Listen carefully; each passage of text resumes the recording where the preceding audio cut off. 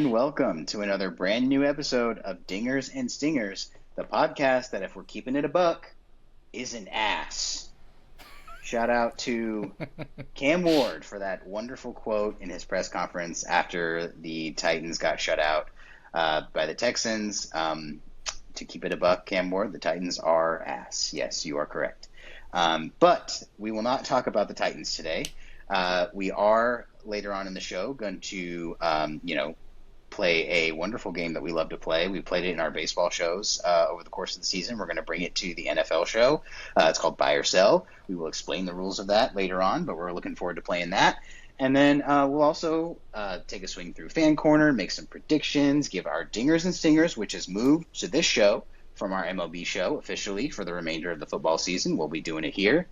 But first, we are going to talk about the Baltimore Ravens. And so before we get to all that, let's quickly run down the winners and losers from week 4 of the NFL. So, let's just go through them. So the winners from this week were the Seahawks, the Steelers, the Giants, the Texans, the Falcons, the Bills, Eagles, Lions, Patriots, Jags, Rams, Chiefs, Bears, and actually, that was all the winner. Oh, and the Broncos and Dolphins. So they won this week. The losers this week were the Bengals, the Jets, the Cardinals, the Vikings, the Chargers, Titans, Commanders, Saints, Bucks, Browns, Panthers, 49ers, Colts, Ravens, Raiders. There were 2 teams we didn't mention because they have a special designation. They tied the Packers and the Cowboys, neither won nor lost. Sunday Night Football, they tied 40-40, which was awesome. So, those are the winners and losers from week 4. Some, teams that we've been hearing a lot in the loser column, some teams we've been hearing a lot in the winner column. But one team we're going to talk about right now is one we've been hearing a lot about in the loser column for God knows what reason, and that is the Baltimore Ravens. So let's talk about a little bit about what's going on with the Ravens. So they most recently lost to the Chiefs after they seemingly gave up in somewhere around the late third quarter or so. Lamar Jackson was pulled with a hamstring injury, quote unquote. We'll see how that hamstring injury affects him going forward.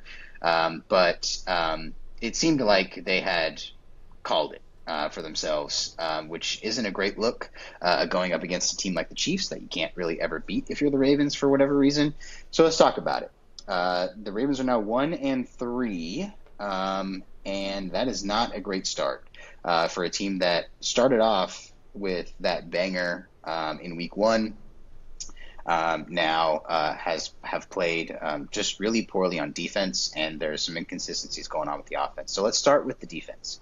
So a couple numbers here. As of checking this, when I made these notes, they were 27th in EPA per play as a defense, and they were 29th in success rate.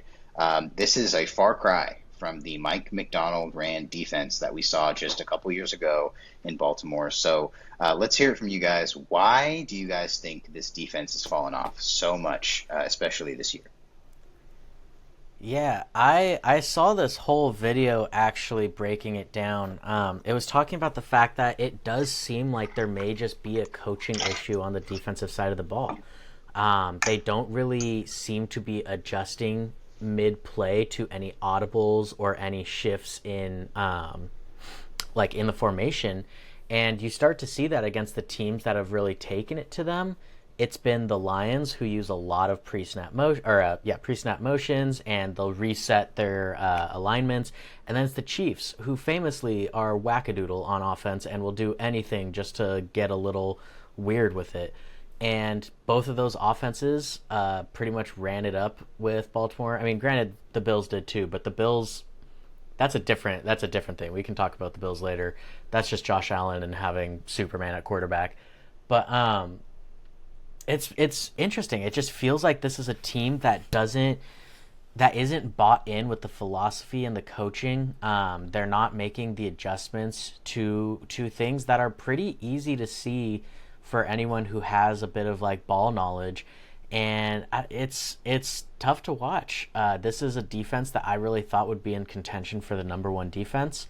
I said early on before the season, like this was my vote for best roster in football. I thought that they would be the number one team, and yet here we are. It just doesn't look like it's working. And there's something to be said too about, maybe this is something that the Ravens have struggled with for years, and no one really put it together until now. But yeah, it's just this idea that, like, if you see a quarterback calls an audible and you shift two tight ends, they're in 12 personnel, and you take two tight ends from the left side, you place them on the right side. Typically, you'll see the defense automatically make a switch because, if you're playing a weak side blitz, now the weak side is the other side, so the defense has to completely shift. And they pulled up, it must have been 8 or 9 different plays this was during the Lions game. This was before they even got trounced by the Chiefs. The Lions doing this. It's simple stuff. They motion a tight end across, and then read the defense, motion another guy across, and now the offense has completely shifted their formation and the strength of the side, and you'll see the Ravens defense just sat still. They just were set in their spots. And now all of a sudden you can overload one side of the ball and you can just run at them. It's just a simple numbers game at that point. And so I think it's one of these things, like the Ravens still have talented players. I mean, if you look across that defense, it's stacked with talented dudes. It's just a matter of, like, is it the players not wanting to adjust? You can't imagine it's that, but at the same time, like, you would like to believe anyone who's made it to being a defensive coordinator in the NFL would at least have some in-game adjustment built into their defense, because to not do so would be like severe malpractice.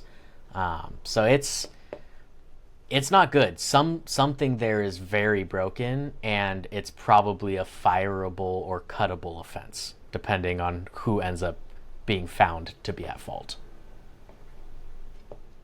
Yeah, I mean, I'm not going to disagree with anything Matt said, because he's right, and you know a lot more than what I do from just watching these games. But if I'm going to give a silver lining, I'm going to say, okay, your 3 losses, you gave up 41 points, 38 points, 37 points. That is no good. That's not a silver lining at all. The silver lining is that the opponents were the Buffalo Bills, the Detroit Lions, and the Kansas City Chiefs. And those are 3 of, the top, I don't know, 6, 7 teams like going into this season that we would have thought, maybe even higher. And so obviously it's not good to lose these games. It's not good to give up that many points. It does not bode well for the playoffs, where you will be playing good teams. But at the same time, it's just like, that's a tough draw to start the season. And they're one game against a worse opponent, the Cleveland Browns. They only gave up 17 points. So that's not something to say like that's a good recipe for success, because you're going to have to lock down better teams if you want to be successful. It doesn't get a ton easier. They got the Texans this week, who, haven't looked great, but then they've got the Rams the week after that. And then they have their bye, and then the schedule really eases up. So if you want to buy into the Ravens, I could see them resetting at the bye week, which, granted, there's 2 more weeks to get through before then, and just kind of going on a run after that, because I do believe this is a talented team, a talented roster. Lamar Jackson is one of the best players in football. But, yeah, so far it's ugly. And they've set themselves up for an uphill climb. But another little quick bright side is that their division is not that strong. The Browns are not good. The Steelers have been winning, but not in the sense that you're really convinced they're a good team. And then the Bengals are missing Joe Burrow for an extended amount of time, and their defense kind of just looks trashy. So I wouldn't throw this season in the trash can if I'm the Ravens, but yeah, it's got to get better, and it's got to get better soon. Yeah. That's a good point. If there is a division to be 1-3 in currently, that division's a good one, because some of those teams are going to start to fall off, for the reasons you mentioned. And the Ravens can take some time to get back into the race there. But a couple more things I want to talk about with the Ravens before we move on. Next, I want to talk about the run game. Right now they stand 19th in success rate with running the ball. This is not what you expect from a duo of Lamar Jackson and Derrick Henry, who looked unstoppable. Derrick Henry through the first week of that game against the Bills, he looked like he was going to have exactly the same year as he had last year. In the last few games, he's just disappeared from the game entirely. So is this anything more than the Ravens seeing their opponents scoring a lot of points, so they feel like they have to pass to keep up, so it takes them out of the game plan? Is there anything more to this Derrick Henry slump than that? Have people figured out a way to stop him? What's working well for defenses against him this year? What do you guys think about Derrick Henry's part in this run game specifically? It's tough because, everyone likes to point and say, look at the age. There's the classic trope of running backs past 26 are basically just a ticking time bomb. Is this the year that Derrick Henry falls off? Based on the way he's looked, he's had a couple bad fumbles, and teams are definitely stacking the box. I still think, look at him against the Bills. Like, if you watched the Bills game, you would not say with an ounce of conviction that Derrick Henry looks cooked or old, right? Like, he looked explosive, he looked mean, and granted, he's had a couple bad games, but also the Ravens have had a couple bad games, and I think people need to understand, Derrick Henry may not be the guy who can create all on his own anymore. It's not like Derrick Henry of the Titans who could stiff arm 6 dudes 99 yards and take on the Jaguars team by himself. That's not Derrick Henry anymore. But what he can do is if you can, create a hole, he can explode through it and still kick your ass. Like, he is still that dude. So I don't think Derrick Henry is the issue. I think that he is just becoming less and less able to do it on his own, if that makes sense. And I would point a lot to the offensive line this year. Personally, I would point a lot to the offensive line this year. It just feels like Derrick Henry is being met in the backfield a lot. There is also a lot of debate going on in the NFL scene and in the NFL world right now over the validity of the pistol formation and whether or not it's inherently a disadvantage to running backs. But pretty much you'll see any team that wants to go with a mobile quarterback is going to run the pistol. So there's this interesting debate going on about the pistol offense, and they run almost exclusively the pistol offense, with different personnel packages. But you're lining Derrick Henry up 7 to 8 yards behind the line of scrimmage, hoping that no defender gets behind the line of scrimmage to make contact within those 8 yards. And as players begin to slow down, Lamar wants to, use the option or the RPO. That takes a little bit of time. There's just a lot of factors that if the offensive line can't win pretty much across the board, someone can get back into the backfield and at least make contact and allow the defense to recover and catch up and pursue. So, yeah, I don't think it's Derrick Henry. I think Derrick Henry's still that dude. Again, I'll bank on Henry every day. I'll still bet on him, and I saw that Bills game. That to me is enough to convince me, at least for this year, that he's not cooked. Yeah, I'm hard pressed to give up on him. I think all he needs is to face my team in fantasy again, and he'll have another great week. But in all seriousness, he is, there's something going on with the Ravens. I don't know. They dominated that Browns game. He did not play well. So I don't know. I don't know enough to know what it will take to get him right. But I think anyone who's giving up on him now might look, when we come to the end of the season, we get into the playoffs, as they might look a little foolish. Yeah. Yep, and that's the kind of guy, like the kind of durable workhorse kind of guy that can withstand some slumps to get to, explosive games once again. So you think about that, and I think, for the Ravens, that's kind of the key here, like to unlocking this team is to get them going and get Lamar involved back in the running game.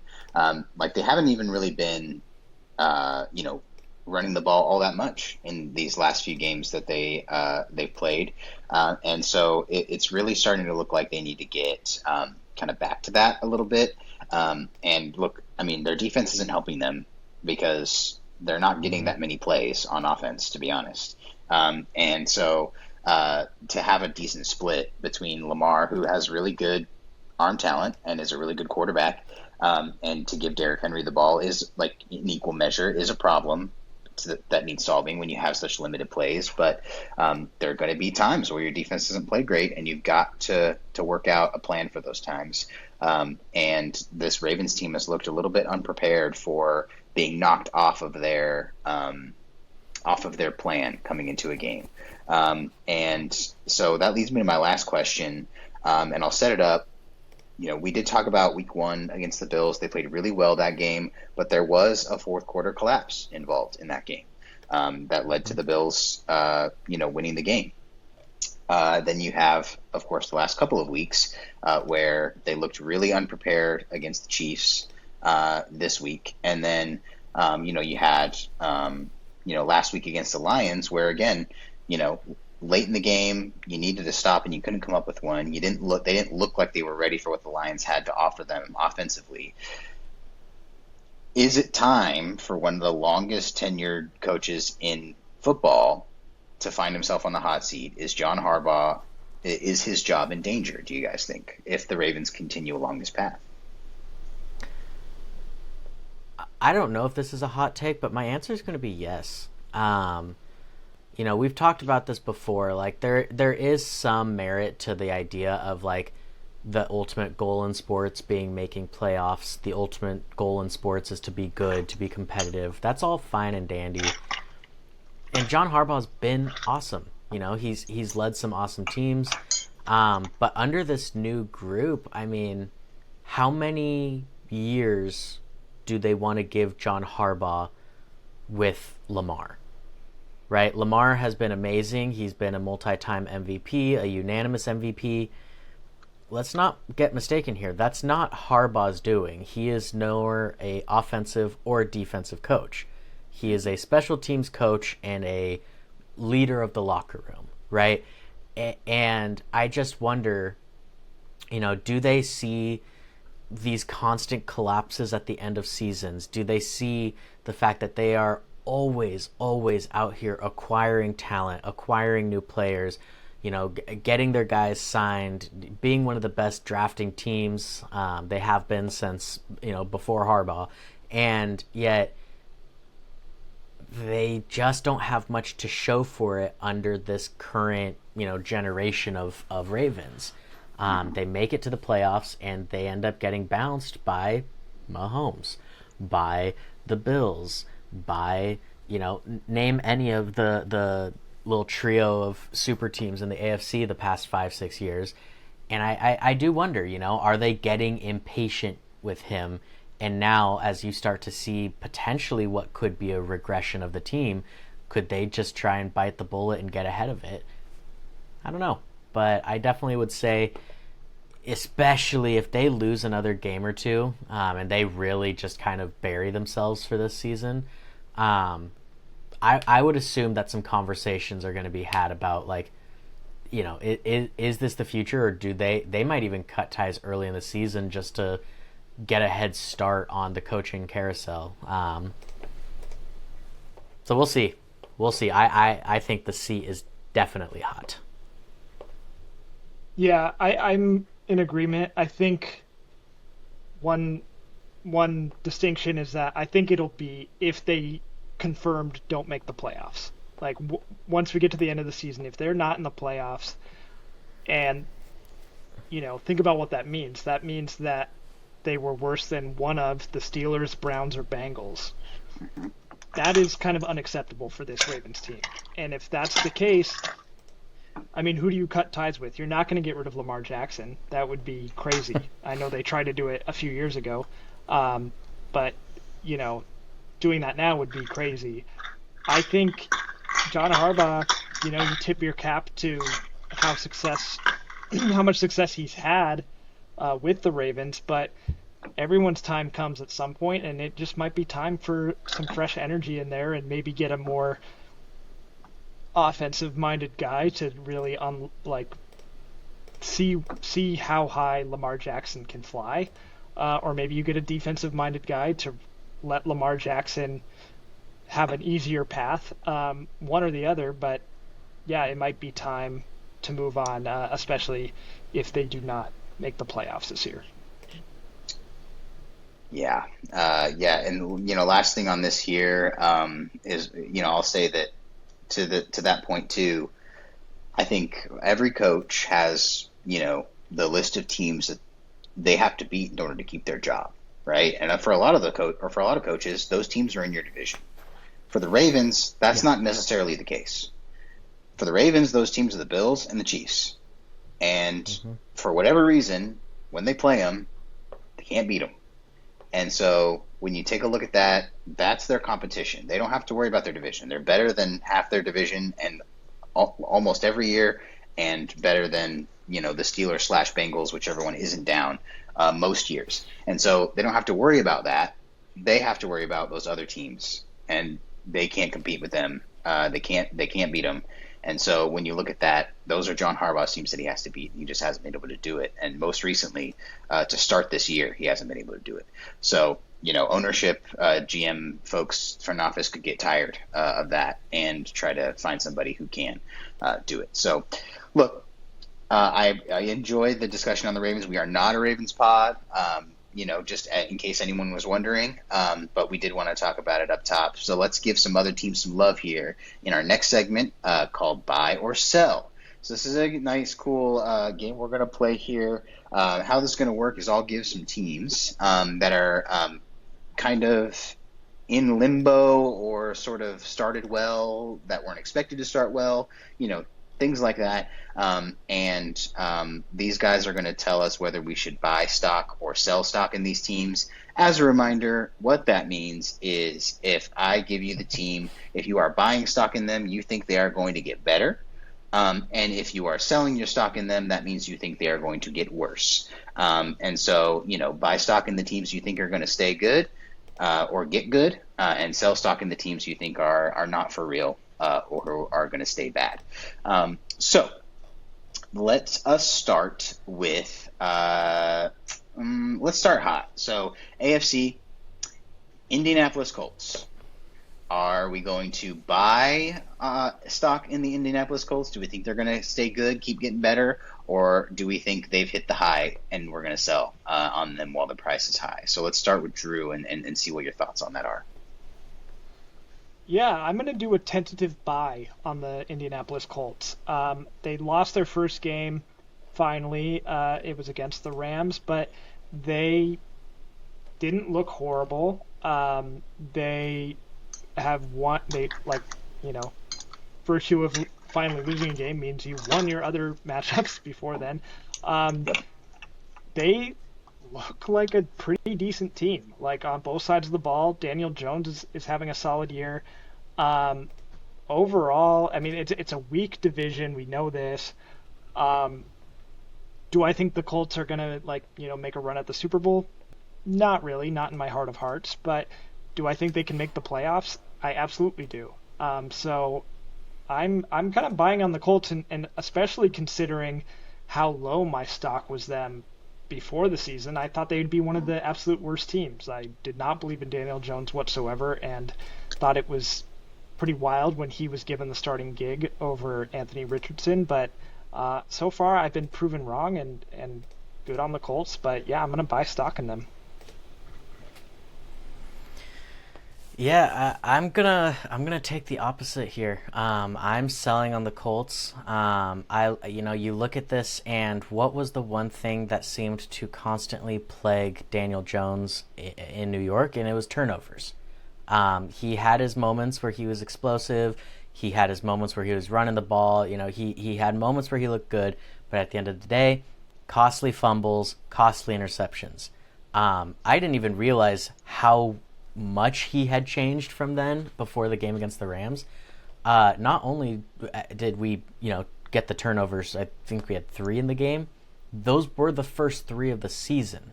They had not yet turned the ball over. And I just don't think that that's sustainable for a Daniel Jones-led team. I need him to prove me wrong over a longer stretch for me to really buy in for it. So I'll do a tentative selling because, yeah, I need more proof that Daniel Jones can keep that going because 3 turnovers in a game, granted against a biasly good defense, looks a lot like the Daniel Jones we grew to love in New York. Yep. Yeah. So, who knows? We could be looking back at this, and Matt could have sold at the absolute height of the value of the Colts. You never know. Yeah. All right. So let's move on to the next team. Let's bounce back to the NFC, and let's go with the San Francisco 49ers. Some injuries here, which is why I put them here. They have a 3-1 record, but they are pretty hurt and just lost to the Jags. So, what are we doing? Are we banking on the Niners to keep it going as a good team, or do we think that we should get out while the getting's good? And we'll start with Drew. Yeah, I'm going to sell on the 49ers, and it's mostly because of injuries. I do still like their easy schedule, especially relative to some of the teams they'll be competing with for playoff spots, but the injuries are really stacking up. The most notable recent one, Nick Bosa out for the year. That's a big hit on their defense.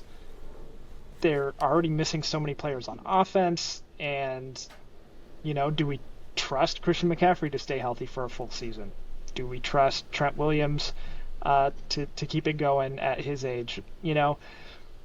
I just think it might be a little too much to overcome, and they haven't looked, even in their wins, they didn't look like like a team that was really decidedly winning games. They were winning, but it wasn't a blowout or anything like that. So I know you two are happy to see the 49ers struggle.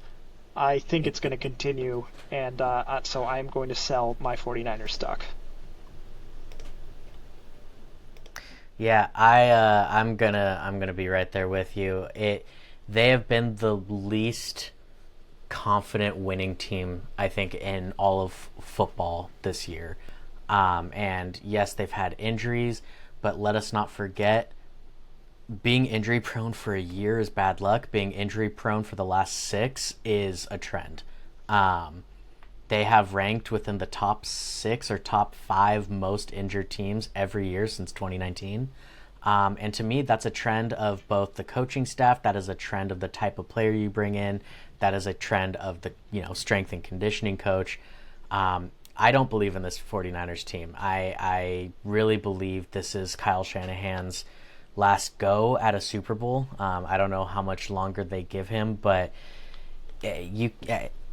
it's the Jags, man. Like, at the end of the day, you had Trent Williams, Brock Purdy, and CMC all healthy. Yes, you're down, Kittle, and in the game, Pearsall and, John Jennings end up getting little injuries here and there. But you had the guys. Like, at the end of the day, this team was supposed to be built around Purdy, around Trent Williams, and around CMC. That's the offense. Everyone else, you could include Kittle, but everyone else is kind of accessory to that. And they look terrible. Purdy looked bad. He made bad throws. And granted, I saw a lot of people making excuses. He's coming back from injury. Blah, blah. That's on the coaching then. That's on them. That's a bad decision. If your guy is so hurt that he can't go out and make normal NFL throws, you probably shouldn't be playing quarterback for an NFL game. They were undefeated with Mac Jones. Should have rolled him out then. And because they didn't, I will give them no benefit of the doubt. Brock Purdy looked bad. The 49ers have looked bad. And just like Drew said, even in their wins, they didn't look great. So, yeah, I'm selling on the Niners. Double sell. What a shame. Anyway, let's go on to our next team in the AFC, which we talked about them just briefly now, so let's keep talking about them for a little bit longer, is the Jacksonville Jaguars. They currently sit 3-1. What's going on? Are we buying stock in the Jags, or are we selling? Let's just keep the same order for the rest of the run here. Yeah, I'm gonna sell my stock in the Jags, and credit to them, they've won games. Liam Cohen, new head coach, good on him. But their schedule so far: they beat the Panthers, they lost to the Bengals, they beat the Texans, and they beat the 49ers. We already just talked about the 49ers. Texans don't look like the good team we kind of thought they might be, and the Panthers look really bad as well. Their schedule toughens up over the next several weeks. Chiefs, Seahawks, Rams, 3 straight weeks, and still some tough opponents on the schedule. I just don't really buy that this team is very good. I think they're okay, but in terms of like being a playoff contender and a team that you want to buy stock in and see it rise, I just don't see that from this team. Kind of similar to what we're talking about with the 49ers. They are winning games, but it's not like, oh wow, look at how good the Jaguars are playing. So I'm curious to see what the next 3 weeks look like for them. I'm going to predict right here, right now, barring any injuries that might happen, that's going to be 3 straight losses, and then they'll be right back under 500. So that's why I don't really buy into the Jaguars. I'm going to sell my stock. Yeah, I'll flip you again on this one. I think I'm going to buy into the Jags a bit. Not that I think that they are going to necessarily be this like good, great team, but I think that they'll have success within their own context, which is a very bad division. Granted, the 2 teams who I thought were potentially going to be, basement dwellers in this division are all of a sudden randomly 3-1. I don't believe in the Colts. I really don't. I don't believe in Daniel Jones, and maybe hot take, I believe in him less than I believe in Trevor Lawrence. And then this Jaguars defense is balling out, dude. I don't know if you guys have seen the numbers. They are really good this year. And I can't, speak. I haven't done enough research to speak on exactly how or why, but they have been. And I'm a believer in Liam Cohen as a play caller. He had experience with the Rams, really liked what he did when he was here. Their GM is like the prodigy of Les Snead, the Rams GM. He plucked him from a high school assistant coach.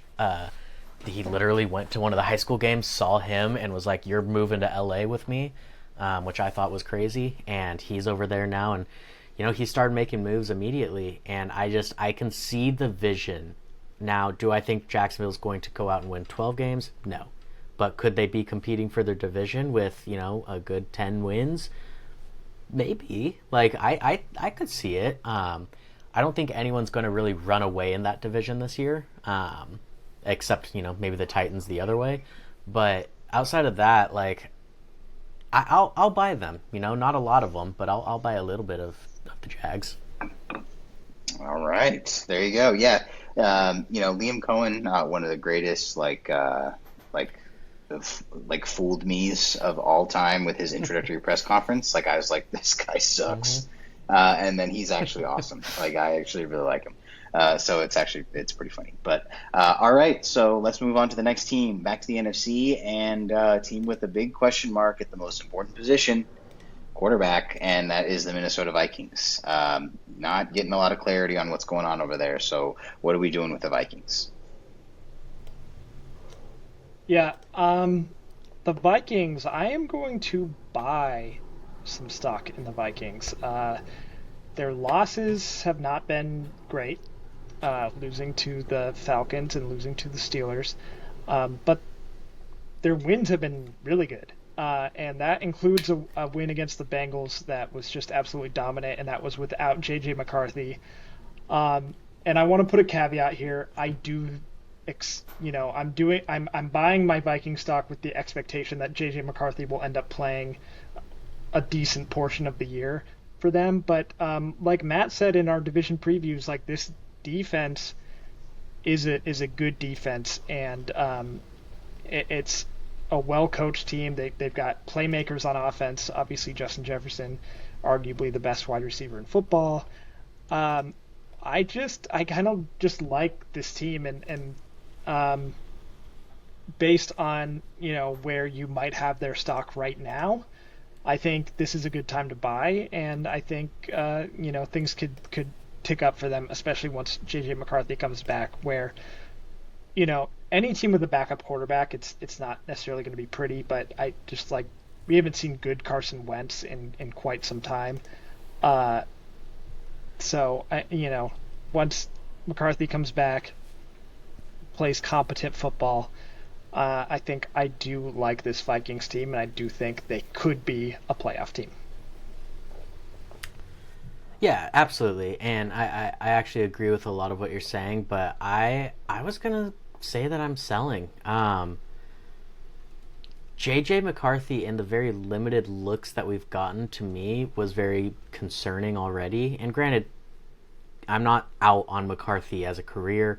I believe Kevin O'Connell is a great coach, and I believe he could coach him back. But there's some pretty bad tape out there for him. I don't know if you guys have seen the reports and the scouting stuff. It was a huge concern coming out of college, is that he can't throw to the left. That was a huge thing for him in college. Is they basically stopped asking him to, but his numbers throwing to the left are genuinely abysmal, pretty much negative EPA per play type stuff, and that's career long. And he made it to the NFL. He does all this stuff, and then the same stuff starts appearing. That's the side that he got his pick six against the Bears on, and there's just something about that. And I don't know, anytime that your scouting report is athletic guy who played on super teams and you can't throw to one half of the field, it's concerning. I've seen the Vikings put up 30 plus points per game rolling out Nick Mullins for multiple weeks, and all of a sudden, their offense looks streaky at best. I mean, you've got Justin Jefferson, you've got Jordan Addison. I watched Jordan Addison get run down by a middle linebacker. To me, you sell the team based off of that alone. That's crazy. He's supposed to be this down the field, deep threat guy, and he got chased down by a middle linebacker. He had 10 yards on him. I don't know. The Vikings, great defense. Love the coach. Still love a lot of their players, but I might be out on them. I might be selling stock in the Vikings here this season. They're in too good of a division.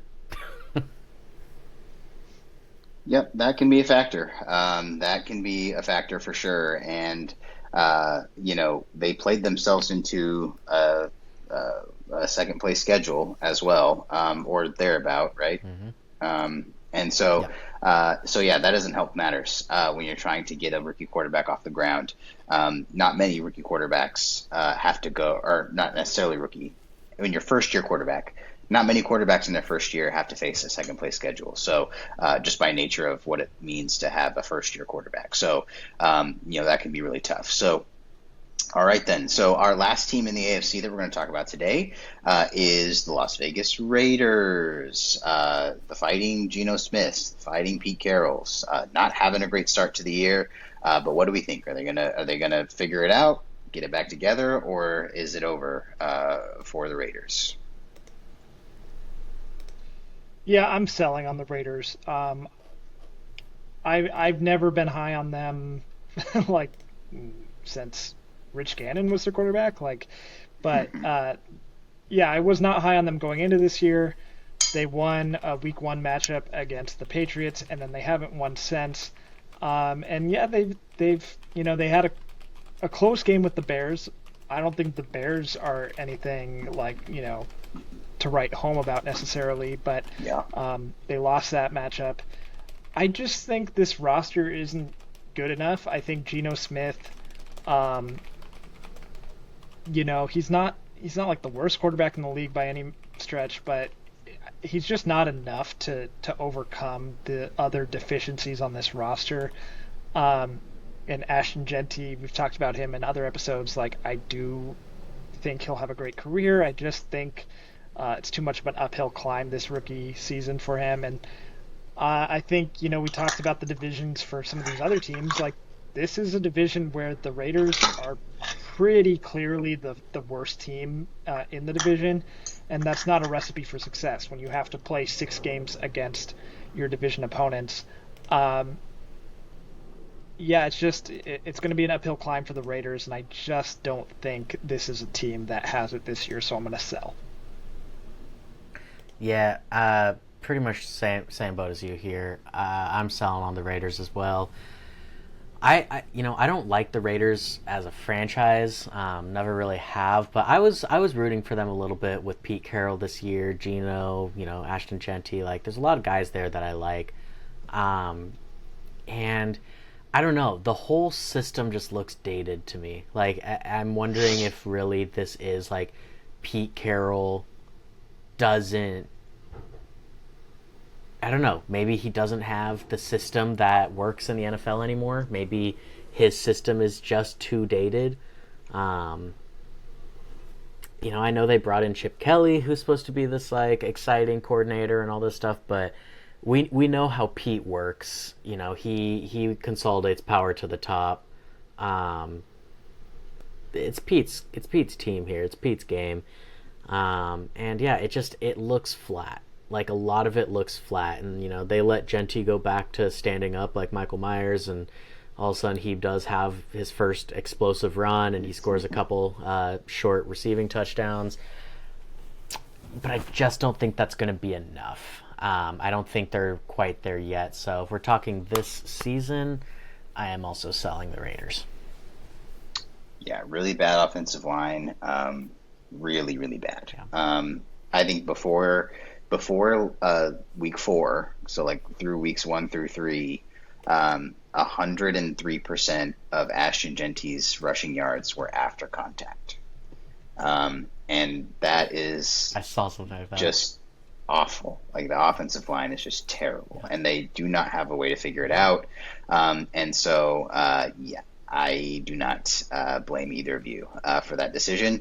Okay, last team in the NFC, the Raiders' opponent from this week 4, the Chicago Bears. A little up and down for the Bears. The up has looked good, the down has looked not good. So what do we think about the Chicago Bears? Where are we going to go from here with Chicago?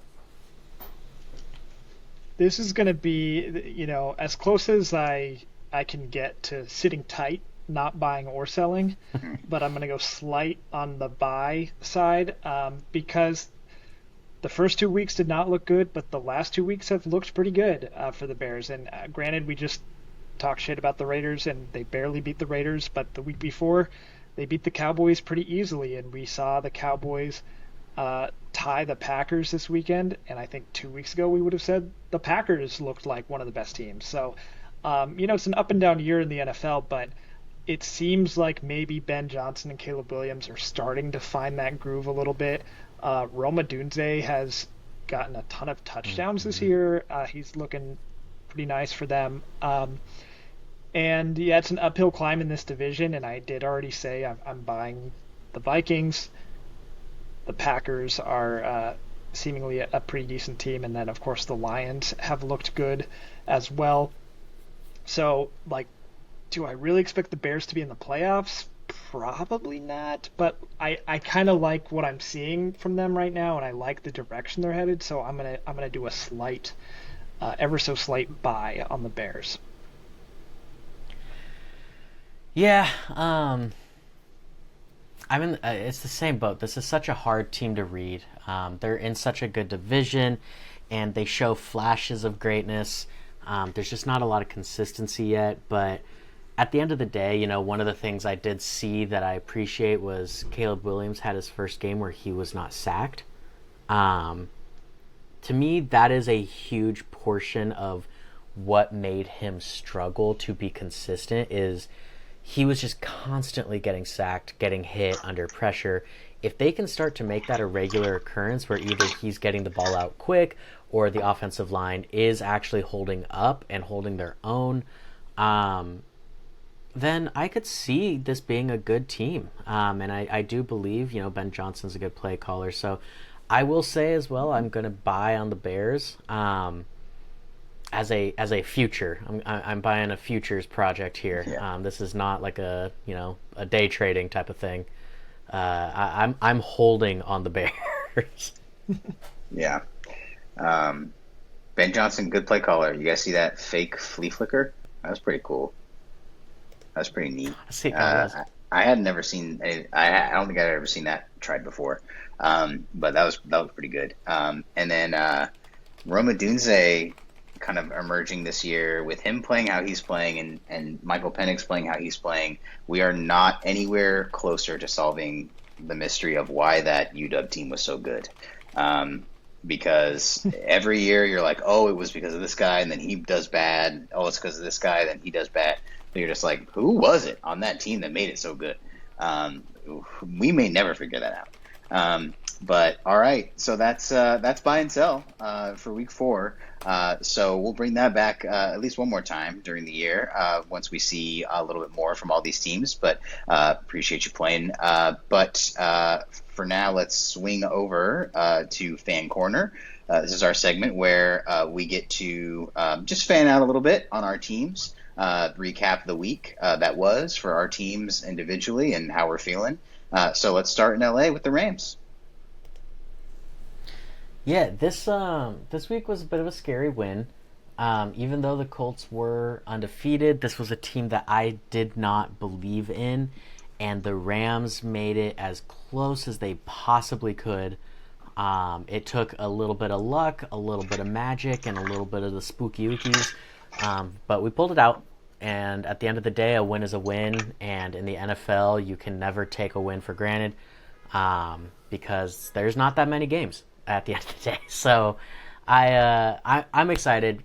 Stafford went out there and put on a great game. Threw for like almost 400 yards. Puka probably had 400 yards at this point. At least that's the vibe it gave. Dude, Puka is insane. I was looking.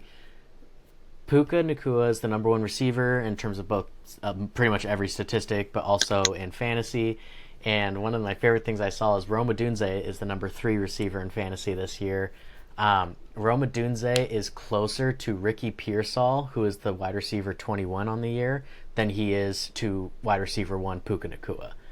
Puka is 15 points over, and this is in half PPR. He's 15 points over number 2, which is Amon-Ra. Like, he is just having one of those seasons. Stafford is known for this. He locks in on his guy, and he will just pepper them a billion balls a game. And Puka is now that guy. And honestly, I couldn't be more excited. I loved Cooper Kupp. I love Puka Nacua. Like, I could not be more excited to watch a guy have one of these types of seasons. I can only pray for his health that he gets 17 games. Because, we could be looking at some pretty substantial records being in jeopardy at this pace. And I would love to see it. I genuinely believe there's not many people in the NFL more deserving than Puka. He is so wholesome and genuine and happy to be there. And I love him so much. That's my sweet. And, so one negative, I guess, we need a cornerback bad. So hoping there's some teams out there with good defenses that keep losing. Denzel Ward, if you want to play in LA. We need a corner bad. But outside of that, go Rams. All right. Just try not to get that corner too fast. Maybe wait a little while. It'll be okay. You'll survive. You'll be all right. You're winning games. No need to shake up the world and make any trades yet. I'll take Reek Woolen. Give him. I don't know if I'm willing to give him to believe. you. We'll talk about that in a second. But I'm a believer. Yeah, I don't know that I'm willing to give him to you yet. We'll talk about that in a second. But let's go now to the team that just won just now, or moments ago, the Denver Broncos. So what is it like in Broncos land? I would like to point out, just to comment on Matt's Rams segment, like, congrats to Puka on having this year. Matt was wise enough to take him with his first-round pick in fantasy, but Rome Odunze was a sixth-round pick for me. So, like, if we're talking value, I don't know.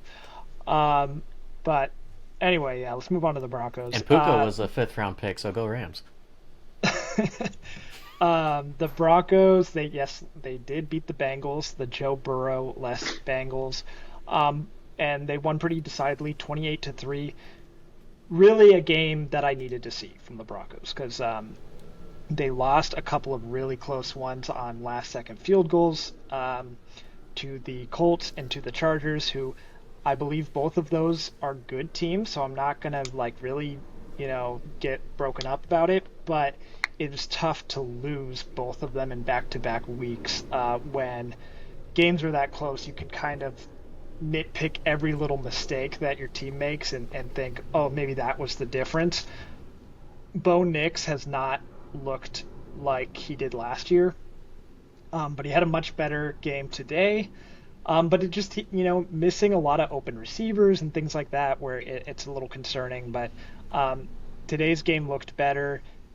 Yes, not the best team, not the best strength of opponent, but you take the schedule that's in front of you, and the defense is, once again, just looked outstanding. The defense has really stayed strong, made me think that this is a potential contender this year.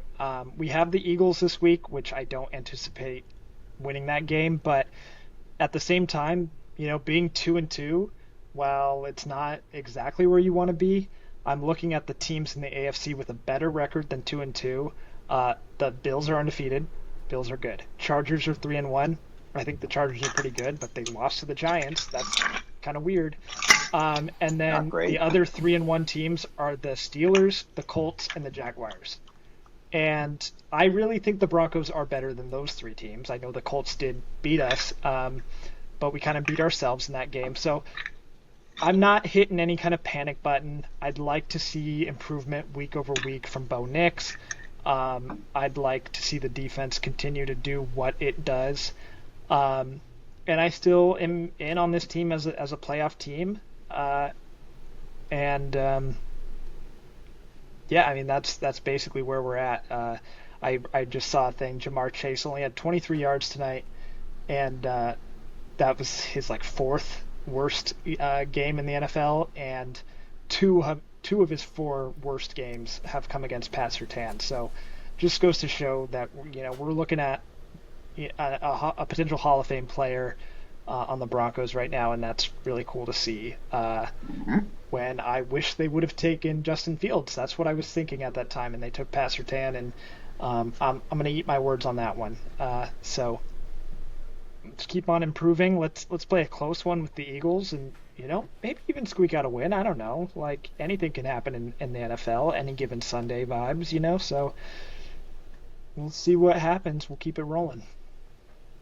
Don't get me started on the Eagles. I think you'll be fine. Let's go to Seattle and talk about the Seahawks.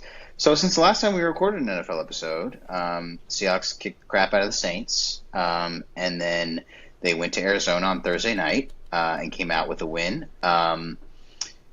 Week 4, so far the defense looks incredible. I couldn't even imagine them looking this good. Particularly the defensive line is playing like crazy. They have, one of the highest pressure rates in the league and one of the lowest blitz rates in the league, if not the lowest. those four guys up front are getting back there, and they're doing it fast. And so it's really, really nice to see that happen. They got 6 sacks against Kyler Murray, which is great. Through the first 3 weeks, the sack numbers really weren't there, but the pressure numbers were. And, as long as you stick with the right process on that, the sack numbers will come. And on Thursday night, they did. Kyler Murray's a pretty easy quarterback to sack because he runs around back there a little bit. So if you can get him down before the line of scrimmage, it technically counts as a sack. So, a couple of those probably happened for sure. But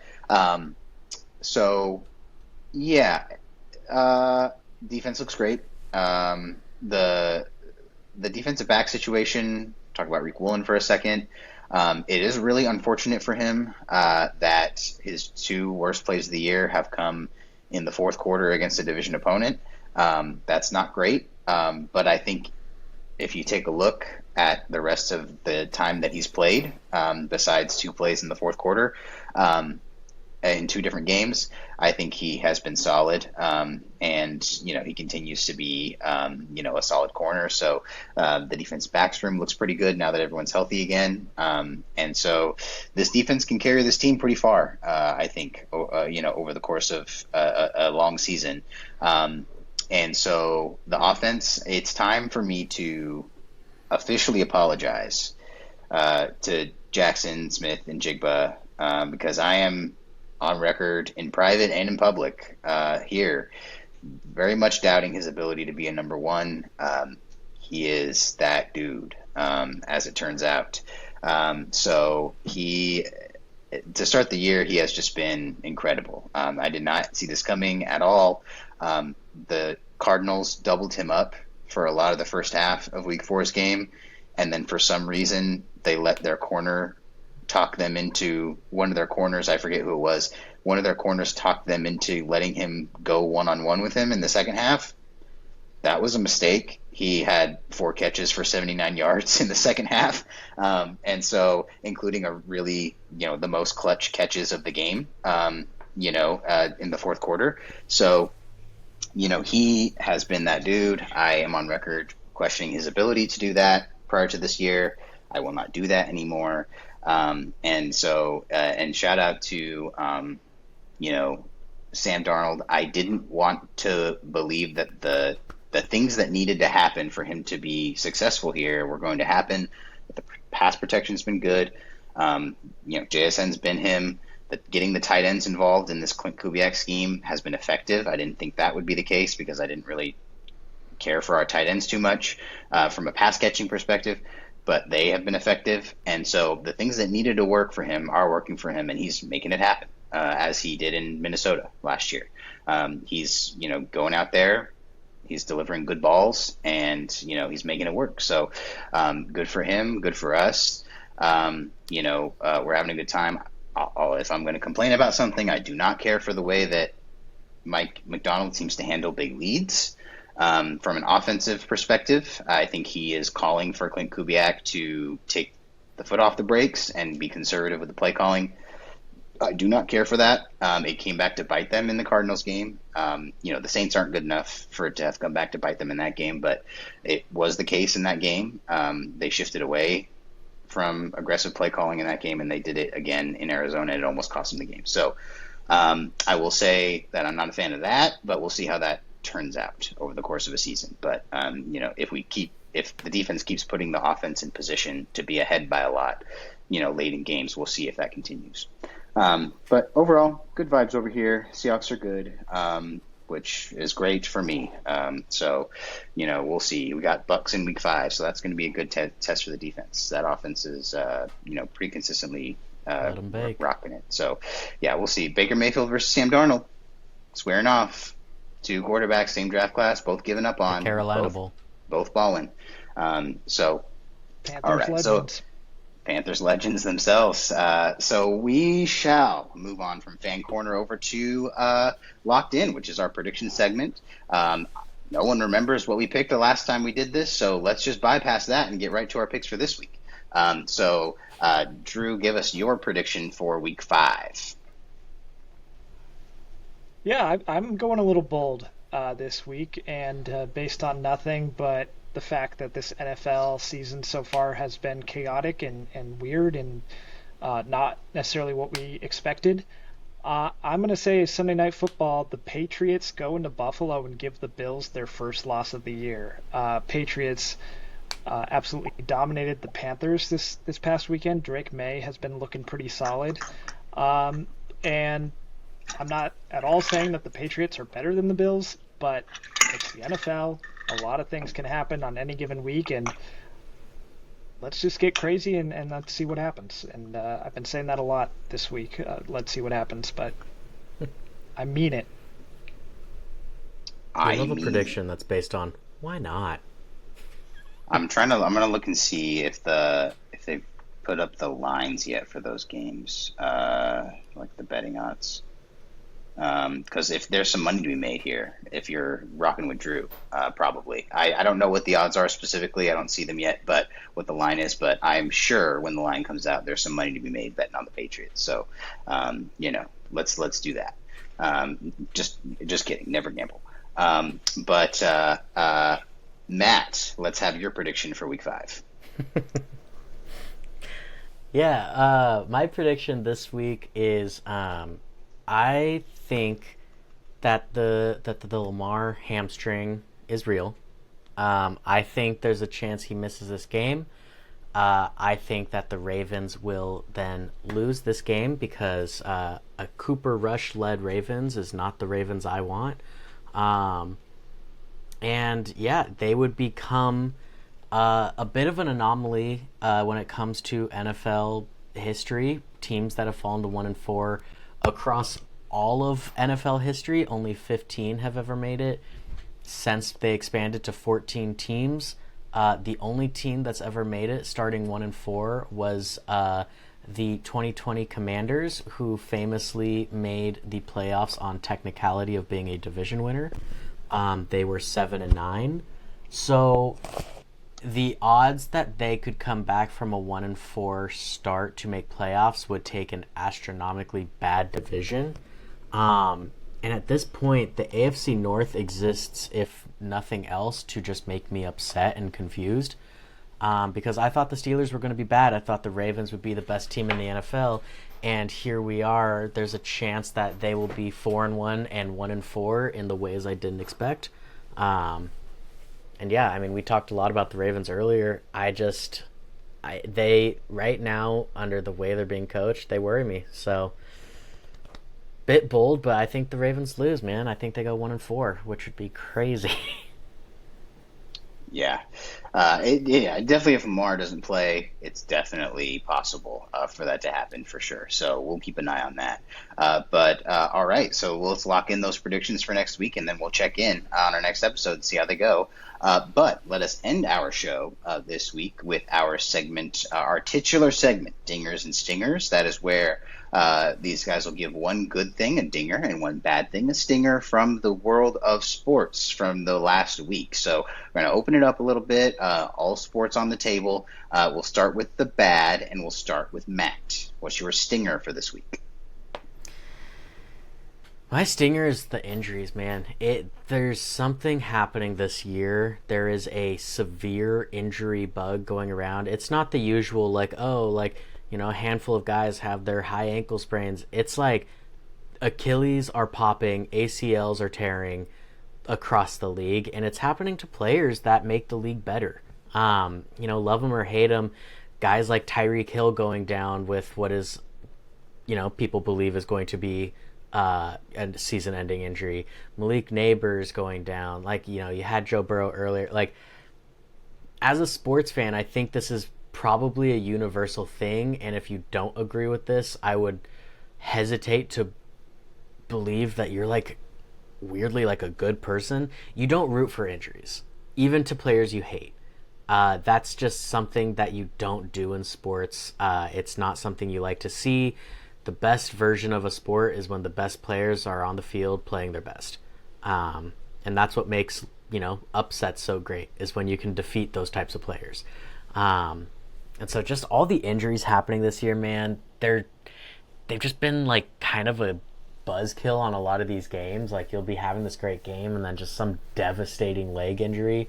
And, I've been seeing ex-players, Odell's been super vocal about it, but they're all calling for the removal of turf just across football. I'm all for that here. I'm a pro-grass kind of guy. I don't care that it costs a couple million a year to either get new grass every game or to keep it nice. Like half of colleges do it and they seem to be fine. And also the people who own NFL teams are billionaires. So like cry me a river. You can keep some nice grass. It would just keep the product on the field so much nicer. We'd get the cool grass stained jerseys, which I think are a lost art. We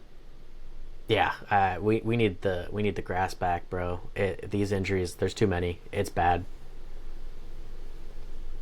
Yep, agree. It's gone so far already this year, so hopefully we've seen the worst of it for sure. But moving on to Drew, let's have your stinger for this week, my friend. Yeah, my stinger. I'm gonna head back into the baseball world for my stinger. On the last day of the season, or I believe it was the last day, might have been the second to last, come to think of it, but Michael Busch on the Cubs was a single away from the cycle. The Cubs were playing the Cardinals in a largely meaningless game, especially for the Cardinals, who had already been eliminated.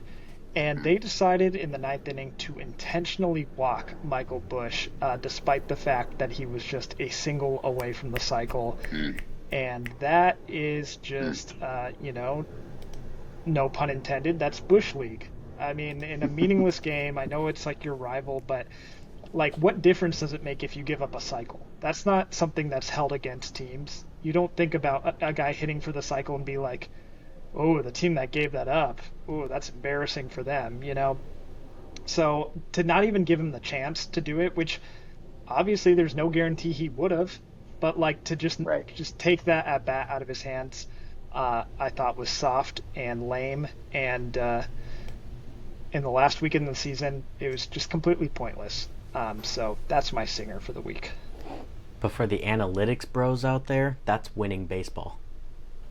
Yeah, and that's why the Cardinals won so many games. Right. Yeah. Exactly. They have a new analytics department. That's why in our MLB episode, we talked about them in the second segment instead of the first. Go back to our MLB episode to see what I'm talking about. All right. So let's end on the good here, and let's talk about dingers. Matt, give us yours.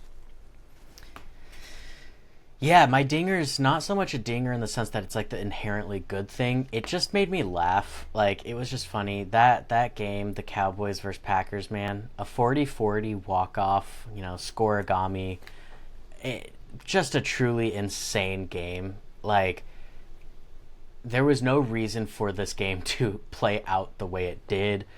There's no reason for Dak Prescott to have the number one offense in football without CeeDee Lamb and also be playing with the 32nd ranked defense.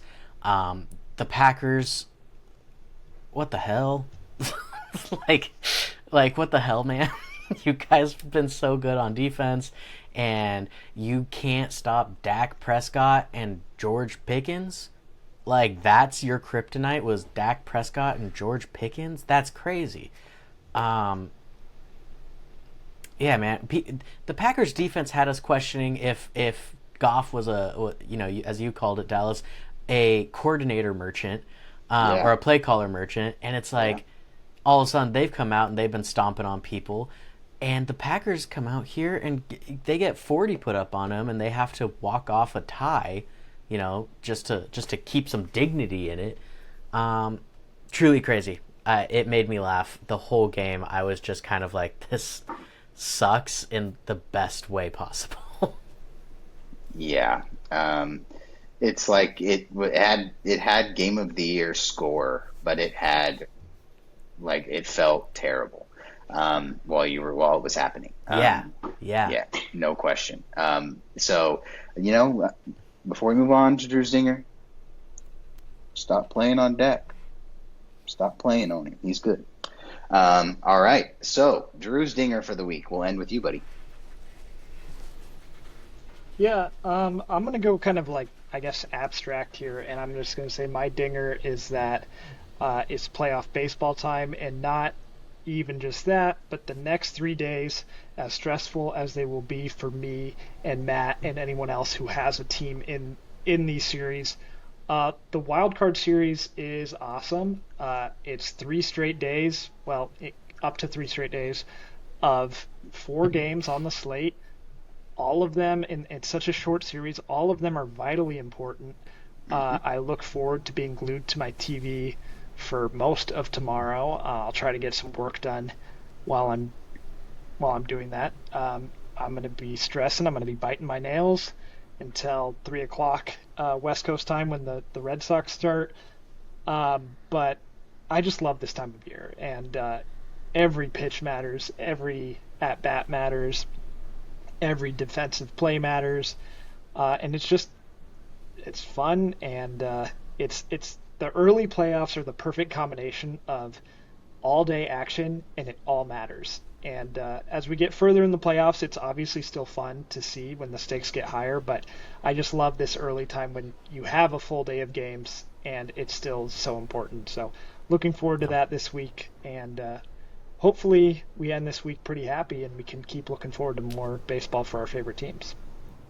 Yeah, and your fan corner in baseball could end. It could end. Your prediction for this week, for week 4 in the NFL, or week 5 in the NFL, Drew, it goes with, what we hope happens in this baseball playoffs. Boston beating up on New York. We hope to see it. This is a great week for sports. We had football on Sunday, Monday night football, Tuesday, Wednesday for sure, baseball. Maybe we get a straggler game or two. Baseball on Thursday night football, Friday we get to breathe, and then, if you're a college football guy, it all starts for you again on Saturday. But we have baseball on Saturday as well. So here we go. It starts a great time of year. We're looking forward to covering, as much of it as we can on this show. So stay tuned here, subscribe, hit us in the comments what you guys think about the teams that we bought and sold on. What are you going to do about those teams? Just follow us on Instagram at Dingers and Stingers. Since we won't be able to record episodes for all the coming baseball action, maybe we can go to the Instagram stories and put some blurbs up every now and then. So be checking those out. Maybe we'll hit that up. So follow us there for some maybe some additional content throughout the baseball playoffs and this week. But until next week, take care, and we'll see you then. Goodbye.